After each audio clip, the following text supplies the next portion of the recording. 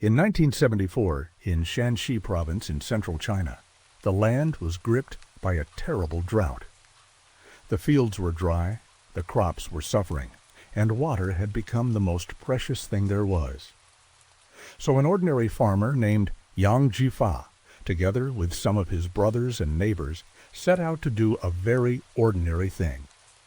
They chose a spot in a pomegranate orchard and began to dig a well, hoping to reach water deep enough to save their crops.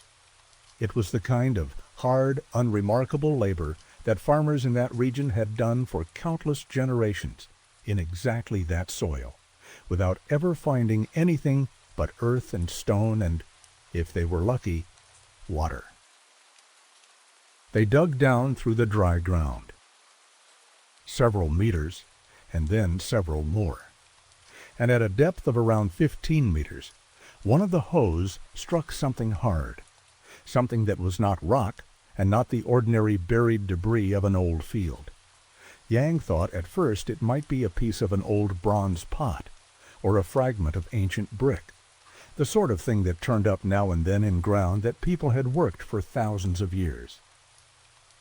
He reached down to pull it loose, and what came up out of the earth and turned to look at him was a human head, life-sized, made of clay, a face staring up at him from the bottom of a well shaft, where it had lain in the dark for over 2,000 years. Yang had no way of knowing it, but his hoe had just broken through the ceiling of the greatest archaeological discovery of the 20th century. Beneath that dry orchard, beneath the well he was digging to save his pomegranates, lay an army. Not a metaphor. An actual army. More than 8,000 soldiers, made of clay, life-sized, along with horses and chariots, arranged in full battle formation, buried and waiting in the earth for more than 2,200 years. And they were only the outermost guard of something far larger and far stranger and far more forbidding, a something that, to this day, no one has dared to open. Nordstramper. If you have right play made Sakapard, Strengthjud Mandrake Riff is explaining in the special Americal. The Mandrake would dig down into that discovery with Yang. We are going to walk through the ranks of the clay army. And army. Tonight, years he dopestant, and marvel at what they are and how they were made. And then we are going to turn, as the army itself is turned, to face the thing they were built to guard. The sealed tomb of the first emperor of China, a mound that has never been excavated, that is said to contain rivers of liquid mercury and traps for anyone who enters, and that has kept its secret intact beneath the earth for over 2 millennia. The soldiers are only the beginning. The real mystery is what they are still standing guard over. Let us start with the army itself, because even without the tomb, it would be one of the wonders of the world. When archaeologists came to that orchard and understood what Yang and his neighbors had found, they began one of the most extraordinary excavations in history. At first, no one grasped the scale of it. A few broken figures, some fragments of clay, pieces of bronze. It might have been a modest find, a small burial, an interesting local curiosity. But as the digging widened, the ground kept giving up more. More soldiers. More rows. The pit went on, and on, and on, far beyond anything anyone had imagined, until the realization dawned that this was not a handful of figures, but an army, arranged in a chamber the size of an aircraft hangar, and that there were further pits beyond the first, and that what lay beneath that quiet orchard was one of the largest and most ambitious constructions of the entire ancient world. What emerged from the ground, pit by pit, was an entire military force rendered in terracotta, fired rank upon rank of soldiers, standing in formation, facing outward, arranged for war.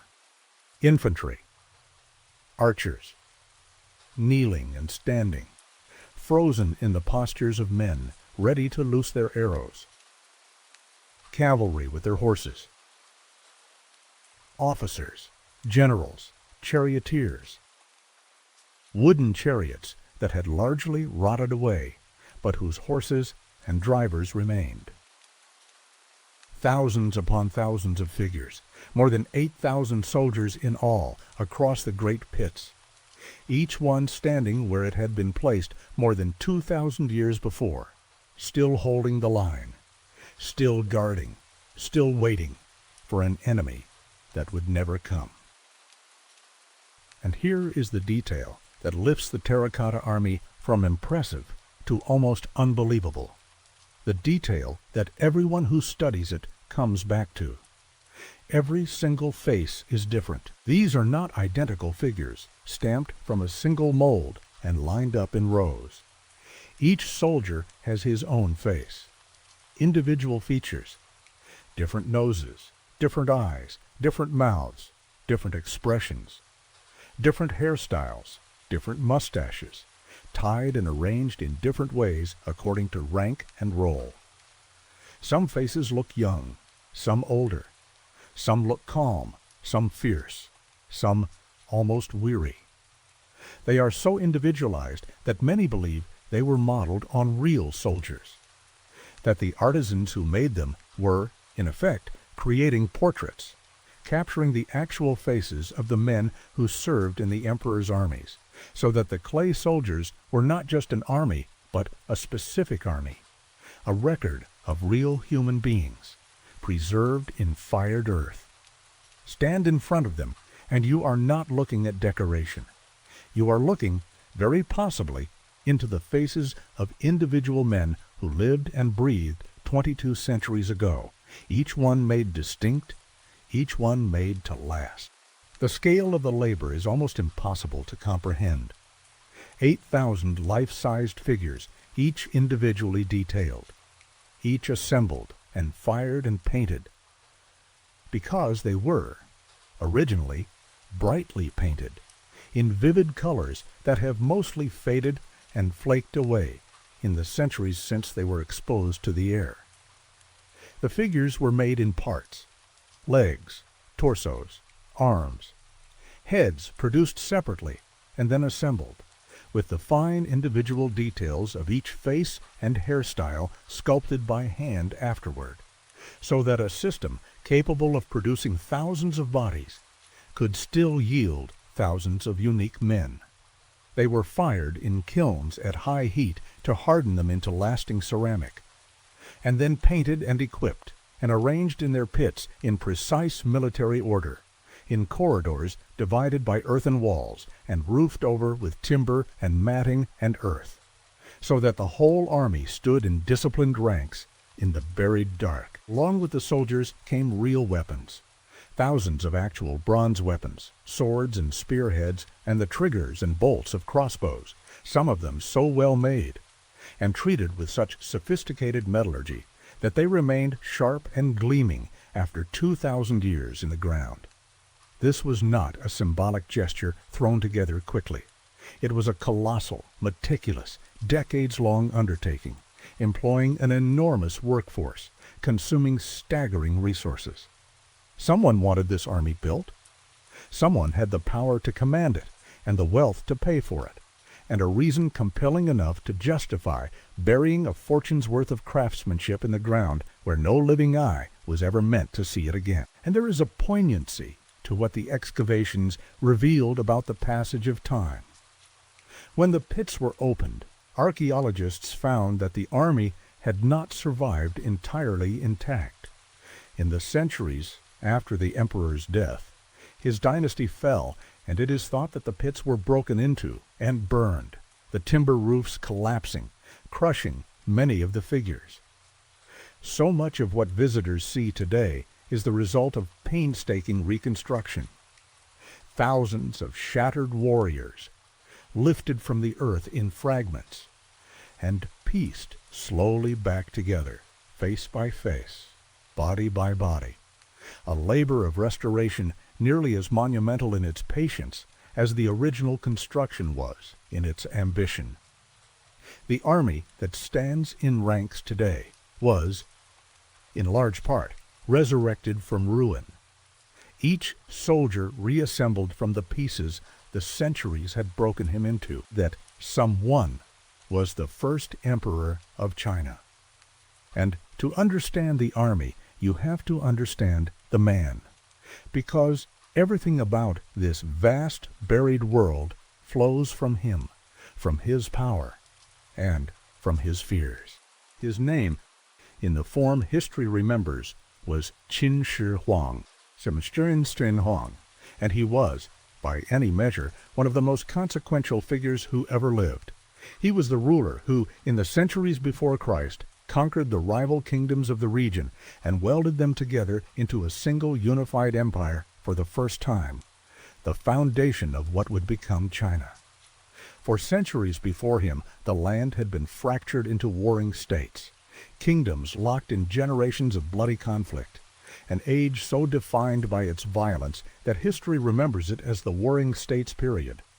And out of that chaos, one king, the ruler of the state of Qin, rose up and, through a combination of military genius, ruthless discipline, and sheer, relentless will, conquered them all, one after another, until no rival remained. Having unified everything under his rule, he took a new title to match his unprecedented power, declaring himself the first emperor, the founder of a line he intended to rule for 10,000 generations, and he set about remaking the unified land in his own image. He standardized writing, so that all his subjects would set down their words the same way.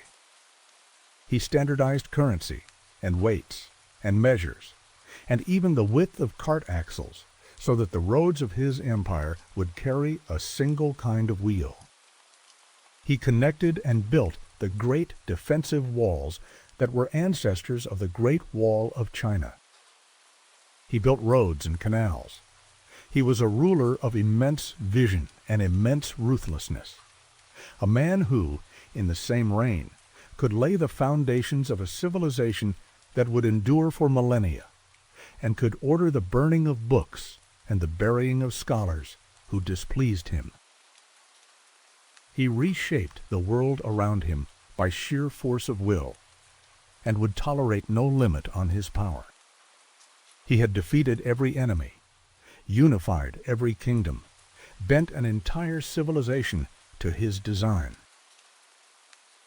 But there was one limit that not even the first emperor could conquer, and it consumed him: death. Qin Shi Huang was, by the accounts that have come down to us, obsessed with his own mortality, and more than that, with escaping it.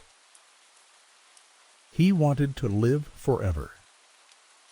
He sent expeditions in search of the legendary elixir of life, dispatching people to find the secret of immortality, to bring back whatever substance or knowledge could make him deathless. He is said to have consumed preparations that his physicians and alchemists claimed would extend his life, some of which, in one of history's grim ironies, may have contained mercury, a poison, so that his desperate search for eternal life may have actively hastened his death.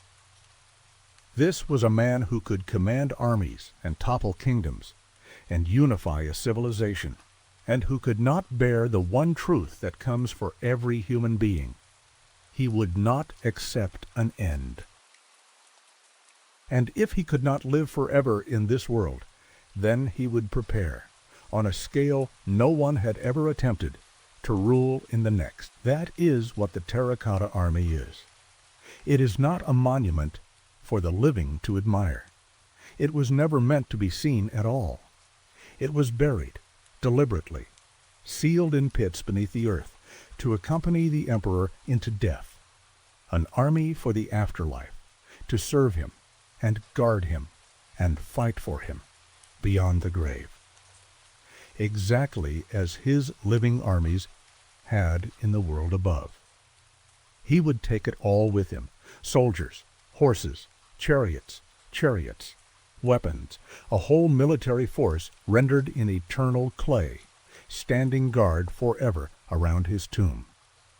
The individualized faces, the real weapons, the staggering care, all of it was for the emperor's use in an existence beyond this one, in which he fully intended to go on being emperor. And the army was only one part of a project of almost incomprehensible scale. The construction of the emperor's tomb complex is said to have begun early in his reign and continued for decades, consuming an enormous share of the empire's resources and labor. The ancient accounts speak of a workforce numbering in the hundreds of thousands. By one figure, some 700,000 conscripted laborers toiling on the emperor's burial complex. 700,000 people. An entire population's worth of human effort poured into building a home for one man's death. And the terracotta warriors, astonishing as they are, occupy only a portion of a vast necropolis that surrounds the tomb mound. A buried complex covering an immense area, with pits and chambers containing not only soldiers, but bronze waterfowl, acrobats and entertainers, officials, stables, and treasures. An entire imperial world reproduced underground for the emperor to carry into eternity. What Yang Zhifa struck was not an isolated find. It was the edge of a buried empire, most of which remains unexcavated even now, still sleeping in the ground around the sealed tomb at its heart. And there is a darker note in the building of it, too. The ancient accounts suggest that when the emperor died and was sealed inside, the secrets of the tomb were protected in the most final way imaginable. That the craftsmen and laborers who knew the interior, who had built the traps and knew the way in, were sealed inside the tomb complex along with their emperor, so that the knowledge of how to enter and what lay within would die with them. Whether every detail of that is true or grew in the telling, it fits the character of a man who wanted absolute control over his own eternity, and who would sacrifice anyone and anything to keep his final secret. And this brings us to the heart of the mystery, the thing the 8,000 soldiers are facing, the thing they were made to protect. Because the Terracotta Army is not the tomb, the army is the guard. The tomb itself, the actual burial place of Qin Shi Huang, lies a distance away, beneath a great mound, and it has never been opened. Let me say that again, because it is one of the most remarkable facts in all of archaeology. The tomb of the first emperor of China, one of the most important burials in the history of the world, sits sealed beneath an enormous earthen mound, and in more than 2,000 years, no one has excavated it. It is there. We know where it is, and it remains closed, its interior unseen, its contents known only through ancient description and modern, indirect investigation. Everything we have found, the thousands of soldiers, the horses, the chariots, the weapons, all of it is merely the outer defenses. The center, the emperor himself, and whatever he chose to take into eternity with him, is still down there in the dark, exactly as it was sealed. So what is inside? Here the story passes from what we can dig up into what was written down long ago, and it becomes genuinely extraordinary. Our main account comes from a historian who wrote roughly a century after the emperor's death, describing what the tomb was said to contain. And the description is the stuff of legend. According to that account, the tomb is not merely a burial chamber, but an entire underground world, a model of the emperor's realm and the cosmos itself. The ceiling was said to be set with pearls and gems to represent the heavens, the stars and constellations shining over the buried emperor. And below, on the floor, the great rivers and seas of his empire were said to be recreated, not in stone or paint, but in flowing liquid mercury, rivers of shimmering quicksilver made to flow mechanically through the tomb, a poisoned map of an empire in liquid metal. And to protect all of this, the account describes traps, automatic crossbows, rigged to fire on anyone who broke in and disturbed the emperor's rest. For a long time, this could be dismissed as the exaggeration of an ancient chronicler, a story grown grand in the retelling. Rivers of mercury? Booby-trapped crossbows? A ceiling of jeweled stars? It sounds like myth, except for one thing. When modern scientists tested the soil of the burial mound, sampling the ground above and around the sealed tomb, they found something that stopped the skepticism cold. The mercury. The concentrations of mercury in the soil over the tomb are abnormally, strikingly high, far higher than the surrounding land, distributed in a pattern that some have noted is suggestive of exactly the kind of arrangement the ancient account describes. The rivers of mercury, it seems, may be real. The one detail that sounded most like fantasy is the one the modern instruments appear to confirm. And if that part of the ancient description is true, then what else in it might be true as well? This is why the tomb has not been opened, and it is a convergence of very good reasons. Part of it is that famous mercury, a sealed chamber that may contain rivers of liquid mercury, is a lethal thing to breach, a cloud of poison waiting for anyone who breaks the seal. Part of it is a deep and honest humility about our own abilities. Archaeologists have seen what happens when ancient things meet modern air too quickly. The terracotta soldiers themselves were once brilliantly painted, and much of that paint began to flake and fade and moke and fade within moments of being exposed after 2,000 years underground. The fear is that to open the emperor's tomb now, with the tools and techniques we currently have, would be to destroy in hours what has survived for millennia, to lose forever, through our own impatience, treasures, and knowledge that a wiser future might preserve. So the decision, so far, has been to wait, to leave the first emperor sealed in his poisoned, jeweled dark, and to let him keep his secret a while longer, until we are truly ready, if we ever are. And so it sits there, the greatest unopened door in the world. We have the guard, 8,000 individual faces, an entire army in clay, one of the most astonishing things ever pulled from the earth.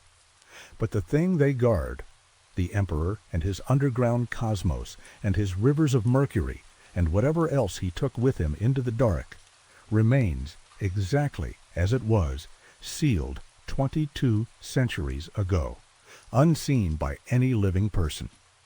The soldiers face outward, eternally vigilant, guarding a master who wanted so badly never to die that he built a world to rule in death, and who has, in a strange way, gotten his wish. He is still there, still sealed, still untouched, still, after all this time, unconquered even by us. I want to return, before we finish, to the man who started it all. Hifishin in it all, because there is something quietly moving in it. Yang Zhifa was a farmer digging a well in a drought, trying to save a pomegranate orchard. He was not looking for an emperor. He was looking for water. And in the ordinary labor of a hard year, his hoe passed through the ceiling of eternity and touched the face of the ancient world. It is said that in the beginning he had no idea what he had found, that the clay head was regarded with unease, even as something unlucky, and that Yang parted with early finds for very little, never imagining that the accident in his orchard would rewrite the history of archaeology and draw the eyes of the entire world to that patch of Shaanxi ground. Whatever the exact truth of those first days, the shape of it is real, and it is humbling. The most spectacular buried army in human history, the guard of the first emperor of China, waited 2,200 years in the dark, and it was found not by a king or a scholar or a treasure hunter, but by an ordinary man doing ordinary work who happened to dig in exactly the wrong or exactly the right place. The emperor built his army to guard him for eternity and to remain hidden forever. He got half of what he wanted. The hiding failed, undone by a drought and a well and a farmer's hoe. But the guarding goes on. The soldiers still stand, and the door they watch has still never been opened. The earth gives up its guards and keeps its emperor. It has shown us the vast and astonishing outer wall of one man's refusal to die, and it has held back the center, the sealed heart of it, the poisoned dark, where the first emperor still lies exactly as he chose to lie. We have looked into the faces of his soldiers. We have not looked into his. And perhaps, for now, that is as it should be. The guard revealed, the master still hidden, the greatest tomb in the world still waiting, patient and sealed and silent, for a day that may never come.